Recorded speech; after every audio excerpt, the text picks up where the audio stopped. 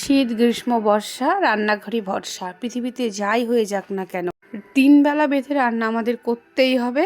ঝড় বৃষ্টি হোক কিংবা দেশে যুদ্ধ লেগে যাক কিংবা গ্যাসের সমস্যা হোক, যাই হোক না কেন পেট তো আর তা মানবে না। আমরা বাড়িতে 3 জন মানুষই, তার মধ্যে আমার পুঁইশাক খাওয়া যায় না, তাই বলে পুঁইশাক বাড়িতে আনাও হয় না। কিন্তু আমার কর্তামশাইয়ের তো পুঁইশাক খেতে ভীষণ ভালোবাসে, তাই আজকে তার জন্য একটু ছ্যাঁচড়া তৈরি করলাম। তাই ভাবলাম এই রেসিপিটা তোমাদের সাথে একটু শেয়ার করা যাক।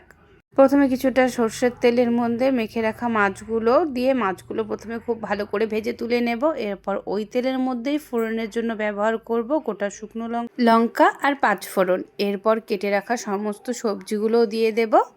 সামান্য পরিমাণে নুন হলুদ দিয়ে বেশ কিছুক্ষণ মিশিয়ে নেব। এরপর চেরা কাঁচা লঙ্কা আর পুঁই শাকগুলোকে দিয়ে আবারও বেশ কিছুক্ষণ খুব ভালোভাবে মিশিয়ে নিয়ে এরপর সামান্য আদা বাটা দিয়ে দেব। ভেজে রাখা মাছের মাথাগুলোকে দিয়ে আবারও বেশ কিছুক্ষণ নেড়েচেড়ে সামান্য পরিমাণ চিনি আর ভেজে রাখা জিরের গুঁড়ো ছড়িয়ে নামিয়ে নেব। এরপর গরম গরম ভাতের সাথে সার্ভ করব। আমি তো খেতে চললাম, তোমাদের কেমন লাগলো অবশ্যই কমেন্ট করে জানিও।